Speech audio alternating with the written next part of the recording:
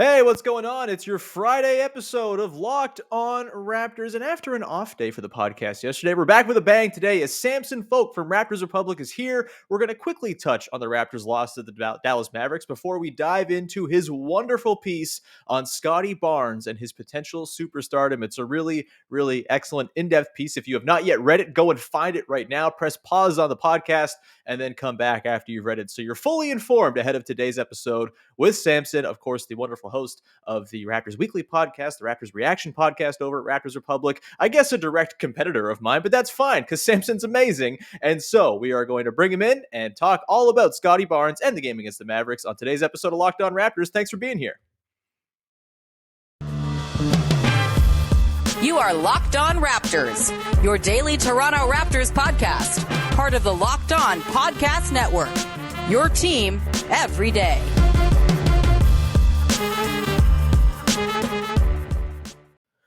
Hey, what's going on? Welcome to episode number 1101 of Locked On Raptors for Friday, January the 21st. I'm your host, Sean Woodley of RaptorsHQ.com. You can find me on Twitter, as always, at WoodleySean. You can find the show at Locked On Raptors. And, of course, you can subscribe to, follow, rate, review the podcast on your favorite podcast platforms for the low, low price of free. And you can also subscribe on YouTube. Just go hit that big red subscribe button. Helps me out, strokes my ego, makes our numbers go up, all that good stuff. Please go and support the show. And as always, a big thank you for making us your first listen of the day. All right, I've been promising this one all week long. I've been very excited ever since we locked this in last week. Samson Folk from Raptors Republic is here. We're going to talk about his wonderful piece about Scottie Barnes. Samson, how are you, man? It's nice to have you back on the show.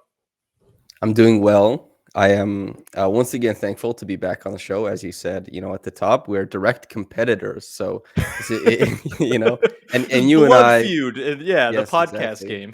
We've been, behind the scenes, we cudgel each other. You know what I mean? It's very grim stuff, but we put on this face of friendship for the podcast. So, I'm very happy that you've had me on, especially to talk about this piece. Always like when people are like, "Hey, that one thing you wrote, let's dive deeper." So that's cool. Well, hey, man, you're getting love for the piece from lots of folks out there. David Thorpe was sharing it around, talking about it on his podcast. A whole bunch of other people have noted it as some very supreme basketball writing, which it very much is. And we will get to that coming up in the latter part of the show. We're going to dig into, I kind of just want to get to your process for doing a piece like this as well. All the work that kind of goes into it, what your expectations were and all that going in. But then we'll just talk about Scottie Barnes and the items you touched upon in there regarding his offensive upside. But first, we should probably hit on a game that we did not talk about on Thursday on the podcast because there was no Thursday podcast because I was being a fully devoted future husband to my future wife. It was her birthday on Wednesday, so I figured it was probably maybe not the best move to carve out 3 hours after she had worked all day to watch a Raptors game. So we're here now. Raptors go down to the Mavericks, lose 102-98. Play 7 guys again. Yuta Watanabe, nowhere to be found. Svi Mykhailiuk in the doghouse somewhere. Malachi Flynn, Delano Banton, somewhere in space. It's weird times right now, and yet still they keep, as Nick Nurse said, playing well. Like they're kind of performing pretty reasonably against these good teams. A win on Friday against the Wizards gets them to 2-3 on this road trip, which I think you would happily take considering the level of the schedule. But Samson, they got to have more than 7 guys, right? Like, what do you think is the solution to this problem? Or maybe you don't think it's a problem. Maybe you are a fan of this weird, quirky 7-man, everything is like the playoffs type of team right now. Well, I think I've always leaned very player friendly in coverage and just in, optics. That's how I've always kind of looked at the league. And I do think it is strange to play 7 guys this many minutes. I believe the Fred is at 5 games straight of 40 plus minutes, which is a current streak. Pascal Siakam is at 4 games straight, I think. And Fred now holds the record for this season. Saddiq Bey was at 4 straight, and Pascal looks on pace to reach about 7 or 8. Fred maybe 8 or 9. And I don't know if there's a precedence for this. I know, like, Tom Thibodeau famously played guys like 37, 38 minutes per game. But the Raptors have started to creep up into a place where you wonder, like, on the aggregate, and I'm no sports scientist or anything like that. I haven't looked at the peer-reviewed studies of how fatigue, impacts injury and that kind of stuff. But you wonder, since we don't really see this, is this sustainable? Is this healthy? And then you get the quotes from the team, be it, the coaching staff or the players, and they seem to say it's fine. Pascal saying, like, I'm good. We feel good. Nick Nurse saying, I'm playing the guys I like. We're trying to win. We're playing good. And so you have to go against, and sometimes, you're absolutely correct to go against what the bill from top down is being said by an organization. Going against what the organization says, like as far as a fan, as far as a journalist, oftentimes can put you in the correct position.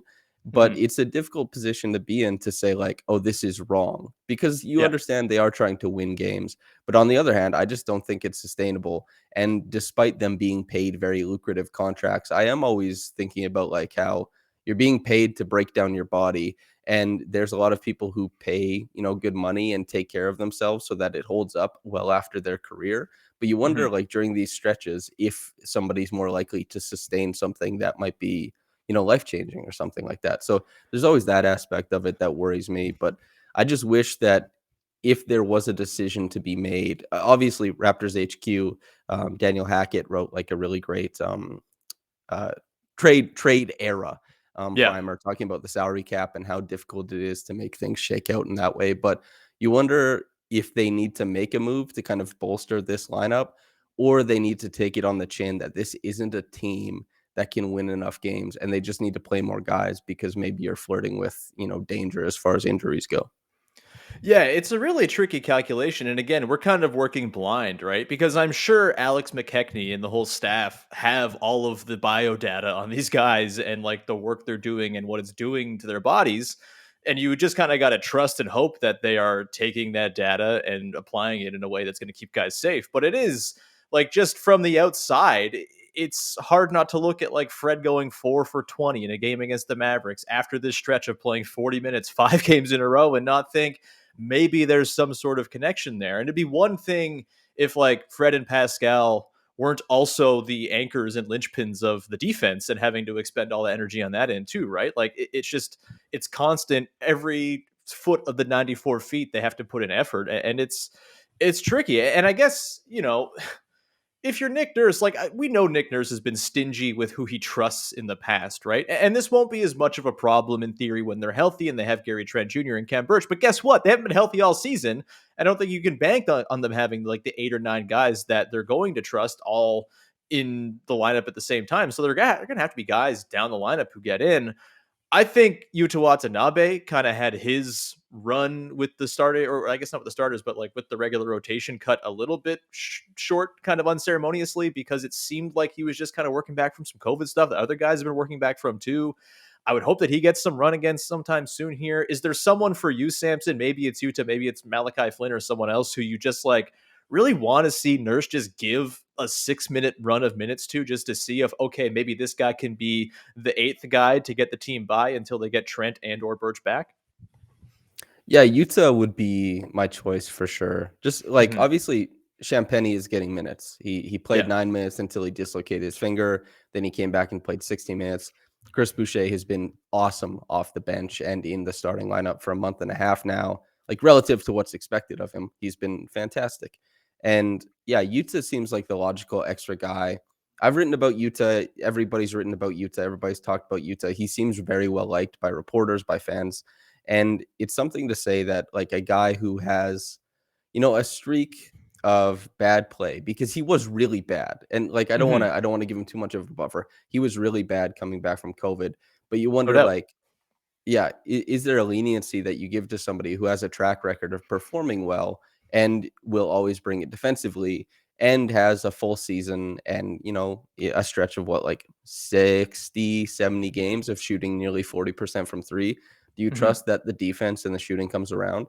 I think if you're interested in saving guys' legs, minutes, or anything like that, then yeah, you would give Utah, he would be the guy I would choose. It is interesting though, because I think Nick Nurse has had comments in the past about saving guys' legs on a back to back, or like, oh yeah, glad we could get them some extra rest. And then so that makes you think like, okay, so they do care somewhat. But Hmm. then, if you ask if they get asked now, he'll be like, it's just a couple extra minutes. So Hmm. yeah, Utah could be the guy who saves a couple extra minutes. But on the one hand, if it blows up and it goes poorly, Nick Nurse is the head of the rotation. Like he makes Yeah. those calls and he's going to get the blame for it, I guess. But yeah, it's not easy, but I would choose Utah. Yeah, I think I'm with you there too. Like the track record and what he was doing before he went out with COVID. I think it's not like he was a good player only last year. Like he was at his best probably after he returned. And I think that Memphis game in late November, and he was really good throughout his time till getting COVID. So I hope he gets back in there. I also wonder if maybe the sort of extreme like paring down of the rotation is maybe tied just to they've played a lot of really good teams lately, and Nick Nurse tends to, when they play good teams, really want to get those wins, and maybe all they need is kind of like a get well weekend against the Wizards and the Blazers, and maybe if things kind of get back on track and they play 9 or 10 guys and things are fine, we'll see. But certainly a storyline will be tracking as the trade deadline nears and decision time comes. But Samson, you are here not to talk about the 7-man rotation for the Toronto Raptors. Really, we are here to talk about Scottie Barnes, who is part of that 7-man rotation, playing a ton of minutes and has been a very interesting player for me ever since the Raptors kind of got back whole, at least when it comes to their main guys all being on the floor together. We're going to talk about your wonderful piece about him and his potential superstar upside on the offensive end, how he's being used so far this year, and a bunch more. We're going to start that conversation in just 1 second here. But first, I want to tell everybody about our friends over at betonline.ag, who would like to wish you a happy new betting year as we continue the march towards the playoffs and beyond. BetOnline remains your number one spot for all the sports wagering action for 2022. New year, you got a new updated desktop or mobile website to sign up at today, and you can receive a 50% welcome bonus on your first deposit just by using the promo code LOCKEDON, all one word, to get started. That means you put in $100, you get $50 extra dropped into your account by the magic BetOnline fairies, and you get to play with that, and that is an awesome deal. You can throw some money down on the Raptors, for example. How many players will they? I don't know if there's an over-under on players played by Nick Nurse, but take the under 7.5 if you can. From football, basketball, hockey, boxing, and UFC, right to your favorite Vegas casino games. Don't wait and take advantage of all the amazing offers available for 2022. BetOnline is the fastest and easiest way to bet on all your favorite sports. BetOnline is where the game starts.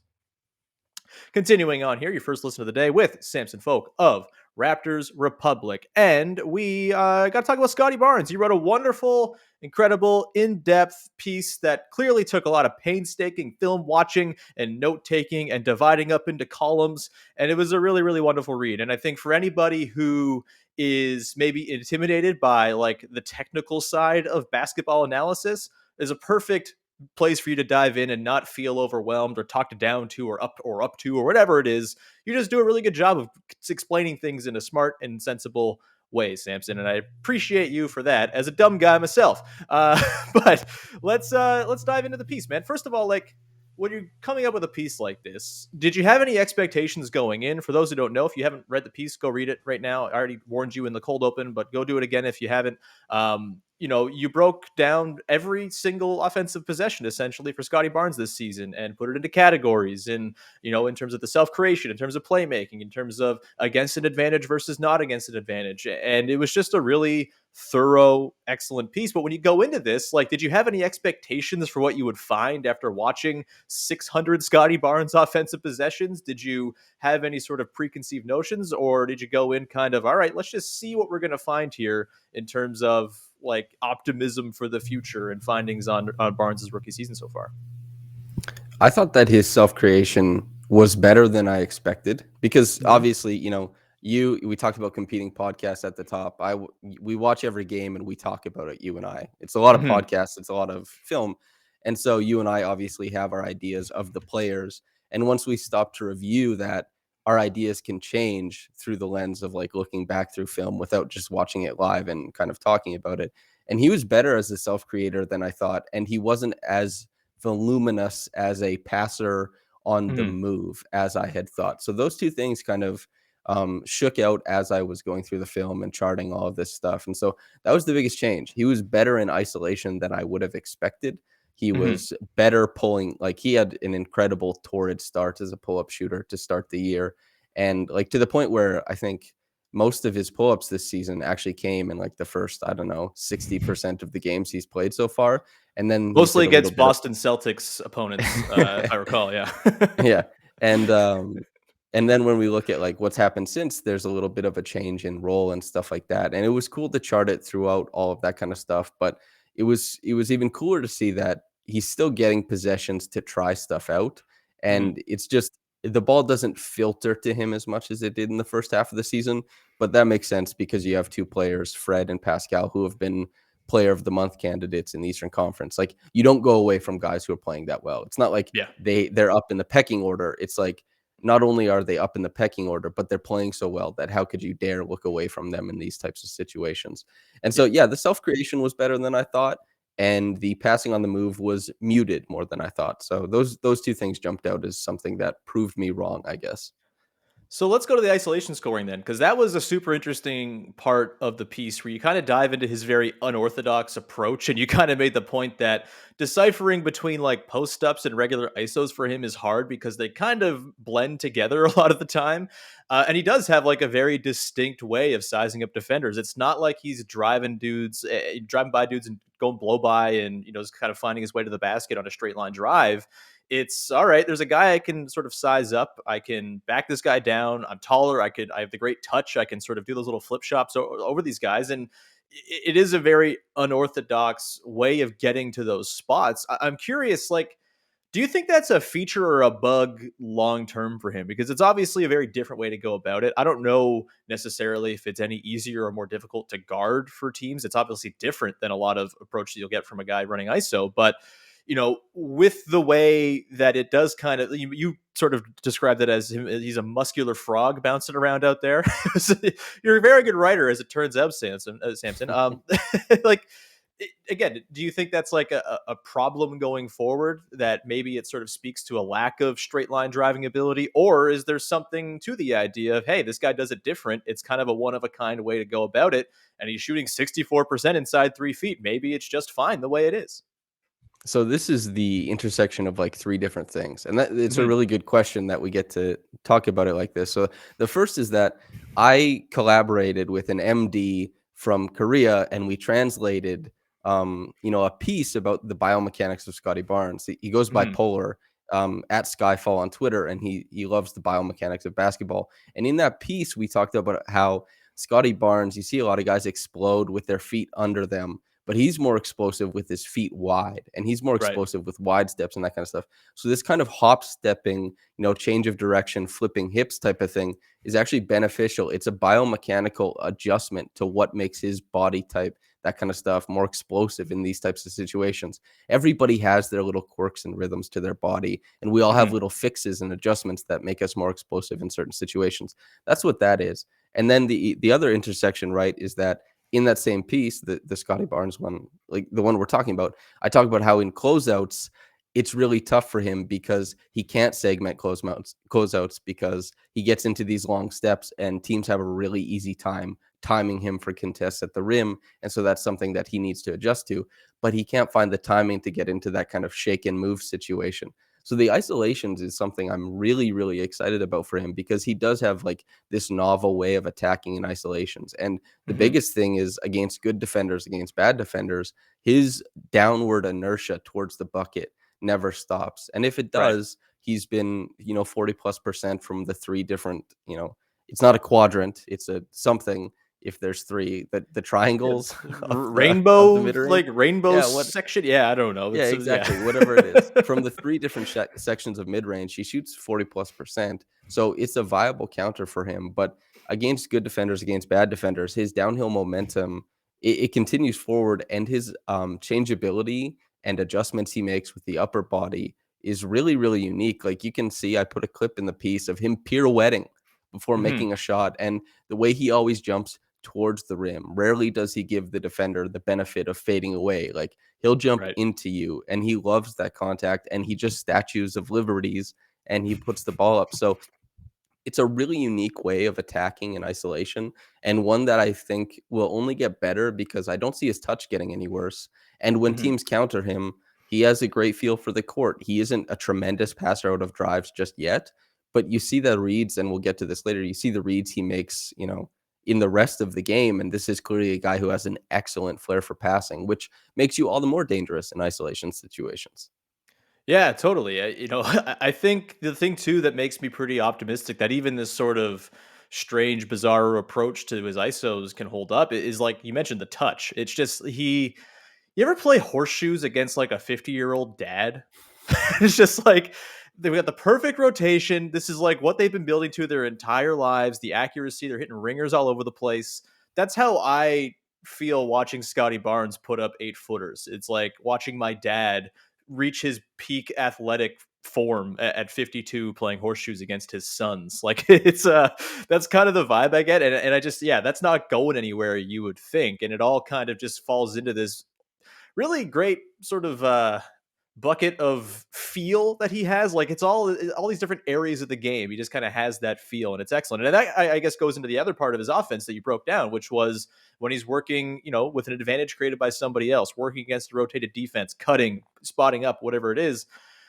I'm curious, like you mentioned, we talked about earlier, how he's sort of had his role changed a little bit here as Siakam and Fred have reached the level they've reached. What do you make of the way he's being utilized alongside those guys? Do you think there's a sort of there's more Scottie Barnes to be milked out of their half court sets right now? Obviously, you're not going to not run stuff through Siakam because good things seems to happen every time he touches the ball at this point. But are you happy with the way Barnes is being incorporated? Could he be doing more? What's your sort of read on the way he's being used now that the big three guys are all healthy and playing together? So I think there's two things that Scottie Barnes does really well, and he capitalizes on momentum. So put Mm-hmm. him in positions where he gets to move with the ball. That's why the early part of the season was quite a few of his highlight buckets were on keeper plays on dribble handoffs. That's where, Right. Maybe Fred VanVleet is running towards him and Scottie Barnes is going to fake the handoff. He's going to turn the corner on his defender. You could see he has like 4 highlight dunks and huge dunks off of that very play. And that's Mm-hmm. converting his momentum and that kind of stuff. And he has those long strides. So that's great. So if they can use him in screening situations where he gets to short roll or go all the way to the bucket, I think that's really great because as we were talking about his feel for, where defenders are, the term is proprioception. It's like where things are in relation to you in space and how you Mm-hmm. interact with that. And he's fantastic with that. He has a great sense of where everybody is. And as far as, they give him 2 post-ups straight up to start the game. Not against Dallas, but against who was it? Oh yeah, against Miami. Miami, yeah. Because Yeah. Duncan Robinson was on him, and he did score on one. But I found that when I was watching the film that and charting this stuff that his straight post ups did not work well because he's coming from a stationary position, and that Right. doesn't really reward any of his skills, his movement skills. And so I don't like that much. But people, I think, really like the idea of it, and they look at his skills and they look at what he's able to do. So you'll find a lot of people actually clamor for more Scottie post-ups, even though I Right. found them to be largely unsuccessful so far this year. And there's something to be said for growing and changing and learning to, succeed in a play type. But also, the isolations I want him to get forever. Yeah. Give this man isolations because, not everybody can isolate at the end of a game. It's a different type of defense. Defenses key in differently. They stunt harder. They rotate harder. Whatever they're doing, they're going to make you decide. And there's no Mm-hmm. indecisiveness that works. And it's harder to get to the bucket where he needs to get. And even if he can never score crazy at the end of a game, being able to isolate throughout the first, second, and third quarters is extremely, extremely important to a team's health. And I think giving him a heavy amount of isolations will continue to be very good. And just as a screener, I think capitalizing on that screen momentum is really great. I think he has like a good body for screening. He can make contact. He can burst into space. And then lastly, in the Heat game, 5 high-low feeds in the first half from Pascal to Scottie. It should have been 5 Mm-hmm. buckets. It wasn't. It was only 2 and free throws. Scottie missed the dunk, which is not really normal for him. Them's the bricks. You miss shots sometimes. But you could see if you watch that back, there's a clip of it on Twitter that I put up. His sense of where defenders are, how they Yeah. cheat to Pascal, and like I've used this terminology for OG before, but like he walks the baseline like a shadow cat. Like he's extremely, it's powerful, it's explosive, but it's also sneaky. Like Mm-hmm. this big behemoth of a man who, if he walked into a room next to you or I, everybody would you'd hear spoons clatter on the floor, right? This guy is like sneaking along the baseline, like, okay, maybe they won't notice me. And he does it. He Yeah. blends in and he gets into spaces where he can score. And that isn't just that is opposite of Pascal a lot of the time because Mm-hmm. Pascal does draw attention, does create those types of looks. But when Fred gets into space, like a Corey cut or a Wade cut coming off of his downward momentum, that puts him in positions to succeed. So the screening, the isolation, and just the cutting, I think, is awesome. And then obviously spot up shooting, everybody has to do it unless Mm-hmm. you're But everybody has to do it. So that's obviously something that you're looking for him to, reward you with as far as work in the gym and reps and all that kind of stuff too. Yeah, I'm like a year or two away from even thinking about the 3-point shooting as like a concern or anything like that because he's so far ahead of where we thought he was going to be that Mhm. hey, whatever he's doing right now is the most delicious gravy I've ever slurped up. So we're gonna continue on, and you can sit with that image for just a second there, Samson. We'll dig into some more on Scottie and sort of how he's fitting into the construct of the team and the idea of him as a screener and whatnot, and as a playmaker too. We'll get to that in just one second. But first, I just want to remind people that we have a podcast on YouTube called Locked On Now. It is a nightly recap of all the games that you might have missed. It's a really wonderful 14, 15-minute condensed breakdown of everything that took place, the biggest takeaways from every game from all the local hosts of the Locked On Podcast Network. So go subscribe to Locked On Now on your favorite podcast provider or on YouTube. Go check it out. All right, Samson. Back to the idea of Scottie the screener. It's been the sort of like blood feud of Raptors internet all season long as to like, oh, should the Raptors go get a center? Should they be starting Ken Birch at the 5? I've been maintaining all along this season is like for weirdo experimentation. Roll when you have them with the starting 5 that they've rolled with for the most part. Have Scottie be your nominal center. See what he does as a short roller. See what he does kind of playing that middle of the floor in zones, things like that. I'm more than okay with that being the case, even though they obviously are lacking, some sort of center presence. I don't know what the answer is or who you go and get to address what their problems are, but I'm more than okay with this season being about just seeing how the small ball works. How have you enjoyed Scottie in that role so far this season? Do you think there's more to be sort of mined there as well? Or are you someone who's already like, yeah, I'll get a center in here. The Scottie's not for this job. Like, I think he's totally fine there. And I'm more than happy to have him and Siakam kind of trade off screening duties. But I'm curious sort of what you think in terms of team building. Like, is it an immediate problem to go get a center to move Scottie out of that sort of role and position? Or are you cool with just kind of letting it marinate this year? Hmm. This is like a great basketball philosophy question because you're talking about, Scottie probably is like maybe a minor positive or a minor negative somewhere in that as far as defensively this year, and Yeah. started out as like a not a major negative, but a meaningful negative on that end. Hmm. And if you just want this season to be like weirdo season and you kind of get answers to questions you've always wondered about, how would this look on an NBA floor? How like the Raptors currently have a bench where they score the least amount of points, but they allow the least amount of points, and they Right. just try to get extra possessions for the stars on the rosters by rebounding the hell out of their own misses. And like that's weirdo stuff. That's absolute weirdo stuff. And so is that something that works long term? Is that something that translates to the playoffs? Who knows? But it's weirdo stuff, and we get to talk about it and see it now. And Scottie Barnes, there's a game, I think it's December 14th against the Knicks that is maybe the best example of his viability as a defensive center adjacent player because he was the Hmm. low man in a lot of those actions. And I believe the Raptors held the Knicks to 87 points in that game. And he was tremendous contesting, rotating, getting to like shots, and then rebounding. I think he had 15 boards in that game. And so he did everything that is kind of, what we expect of centers, which is chain shots at the rim, rotate to try and get people to pass out of rim attempts, and then clean up misses there. And he did all that defensively. Is that something he could do against every team? I don't think so, but I think that the Raptors realized in that game that there is some more viability to his low man in the defense status because a lot of the times they were using him above the break as kind of a point of Hmm. attack guy, which I think is ill-fitted regardless. But anyway, it is really interesting to think of him as like a 5 long term.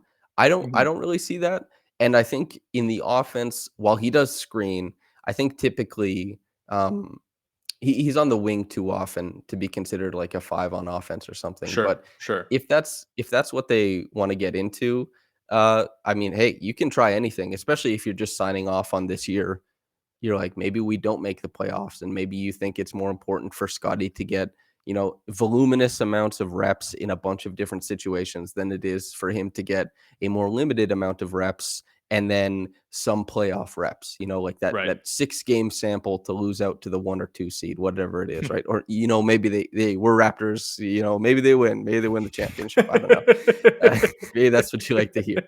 But like, is that which is more valuable to some people? The small sample in the playoffs is more valuable than anything, and to other people, just the reps in regular season games would be more valuable. But I am also of the mind, and I've advocated for this for a long time, that like centers are really important, and I Right. understand that the Raptors, like, they've marketed this team well. Like, Bobby Webster came out after the draft, and ooh, did he nail it? He's like, yeah, they're all the same size. You guys like that, huh? He's like, they're all the same size. They look the same. Yeah, you know what I mean? Like, you love it. And everybody's like, a plan?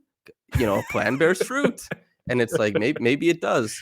And then Bobby Webster is like, I hope the rumors that we were trying to trade for the huge, taller than everybody else Evan Mobley doesn't come out, because that would kind of blow up our spot. You know what I mean?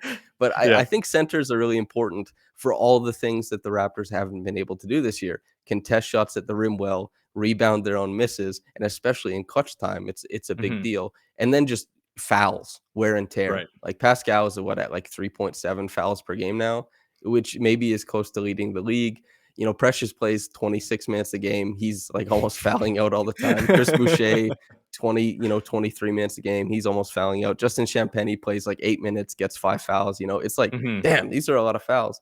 But, as far as the actual process of it, what is Scottie doing well?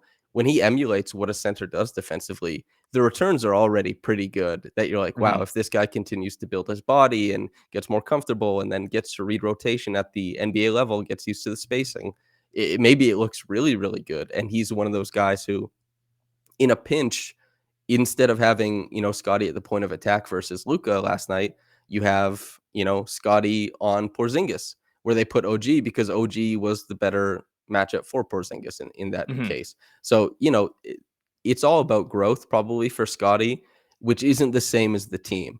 But with Scottie, Mhm. it's all about growth, and putting him in more situations like that certainly will help him grow. Stretching guys' legs out, never hurts really. Well, and I think that kind of leads to a really interesting question because, like, I think if you're sort of looking 2, 3 years down the road with this team, I think the vision now that we've kind of seen, all right, Pascal is back to the level that we all kind of thought he was going to be at and beyond. Like, he's like surpassed 2019-20, except for 3-point shooting. Everything else is better. Fred has become the player he's become, but I think there's still sort of like that vacuum at the top of a potential hierarchy where a superstar would slot in very nicely and kind of set everybody else up to be in the spot where they're best, set up to succeed.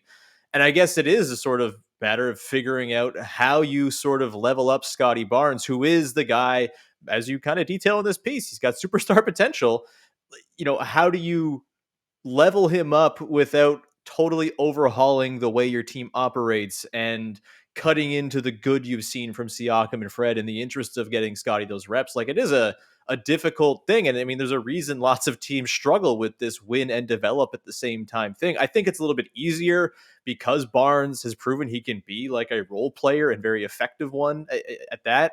While he's kind of on his road to finding that star level. But do you have any sort of preference to see, that you'd like to see them in terms of how they bring him along, ways they can kind of unleash his playmaking a little bit more? That's been kind of down in a lot of ways since they got healthy and he's got the ball in his hands less, obviously.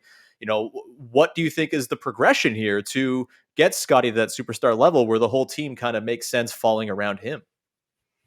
Well, there are some coaches that really like to do early action sets, and Hmm. they'll start running stuff on the fly when you're bringing the ball up. And I think they could stand to do more of that, because you're getting these small, for a lot of passers in the NBA, insignificant gains from like these back screens and stuff like that. But with Scotty, those gains are not insignificant, because Right.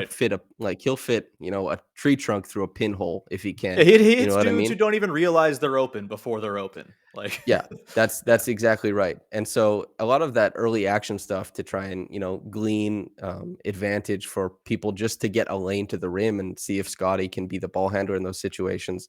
I really like Pascal with the ball in transition, especially when he's on the floor with Fred. But as far as like Scotty, he's probably the best player to have the ball in if Pascal is off ball, because sometimes they have OG bring up the ball, and I understand they want OG, but I like OG getting his reps in the half court. I don't think OG, you need to have him bring the ball up, especially if one of Barnes, Fred, or Pascal is on the floor. Like, OG will get reps and develop in another way. If that's one, like, OG would be the sacrificial lamb in that sense. That part of his game, bringing the ball up, would be sacrificed in lieu of, Barnes having the ball. And we saw it, in that game against the Mavericks. Like, how did OG score most of his points in the first half? On hit-ahead passes from Pascal. Barnes can be the guy who makes those passes too. Pascal can be on the opposite end of them. All vice versa. Those three guys can all do that, except OG is the one who won't make those hit-ahead passes. So I think, there's lots of early offense and stuff that Scottie can unlock for you that they should be looking at getting into. And then as far as, managing Scottie while also winning, like, this team, clearly they were on the brink of, a total rebuild, it might seem like. But with Fred making such meaningful steps as a playmaker this year and as a pick and roll operator, it's taken their half court offense from a place where it was really bad to a place where it's acceptable now. And especially with Pascal just being so insatiable with how he wants to get to the rim, you're looking at these two players and you say, man, if Scottie Barnes was a rookie contract star, how would you possibly get two players better than this to pair with him? And quite frankly, you wouldn't. So I do think if the Raptors want to punch up at contender status, you do keep those, and OG, obviously, he's on an incredible contract. He's such a good player. He fits in so easily next to so many people that you say, we have to figure out how to bring Scottie along as a star, but we can't trade these guys because the early part of Scottie's career will likely be a contending window. Like, that, maybe that's a hot take from me. I do think I do think there's a good chance he's a star on his rookie contract. So that means that Pascal, Fred, and OG under contract as they are, that is immensely valuable. And I think that they'll, like, those guys, whether Scottie gets to second fiddle or first, whatever it is, those guys are going to play huge roles on a very, very good Raptors team. And so finding that equilibrium of, like, bringing him along, it's tough to say, and they have the data and they see what goes on in practice and stuff like that. But I really do think allowing Scottie, more reps with, like, when defenses are changing, and that's that advantage thing. Like, without advantage, I love the isolation. They run set actions, and if he's the guy with the ball, the Raptors used to do this with Patrick McCaw, right? And Patrick McCaw had, he would be the guy, they'd run like horns, he'd have the ball, and somebody would come off a pin down, and he'd find them, and it's like, Patrick McCaw made like a chest pass, and that's an assist for him. But Scottie's it's a 2K assist when you're trying to rack up assists to get a triple double for one of your guys. Teammate grade stuff, right? He's just making the quote unquote, like, correct pass. But Scottie, like, if you run a set action and there's a guy streaking to the rim, he'll make the pass that, like, 1%, maybe even less, of NBA players make, and he'll make it so that they get the layup. And so having him as the trigger man in more set actions, I think, could be really rewarding, especially since the Raptors just kind of, they can switch into their handoff stuff to give whoever they want the ball above the break anyway. So I would like to see Scottie as the trigger man in more set actions. And then, the screening and isolation stuff we talked about before, I think, is a really good place to start. And he's just so resourceful and functional on the court that, like, whether it's offensive rebounding, whether it's pushing in transition, or whether it's cutting, he's going to find points. Like, he sleepwalks to double digits, and this is a guy that some people are like, is he going to average 8 points a game this year? I don't know. But it's just because he's so resourceful and useful on the court that there's no limit to, what he'll be able to provide for himself, even in a tertiary role. So I think as long as he continues to do that, and this is part of why I thought he was a novel superstar, is because of his way to supplement his own numbers in this unique way, in this role player-esque way, and to do it at, such high volume. So yeah, I think it'll actually be, if he's going to be that good, it may actually look a lot easier than people think. You just have to keep giving him some on-ball reps to kind of feature that in. If pick and roll stuff comes along, it comes along, and then you keep feeding into it. But, Nick Nurse, until the last 4 games, has hated the pick and roll with, like, the passion of a burning sun. And then finally he was like, oh, I guess Pascal can run this. It's like, yeah, dog, Pascal can run the pick and roll. Thank you. And so, yeah, maybe they'll let Scottie run some more too now. I don't know.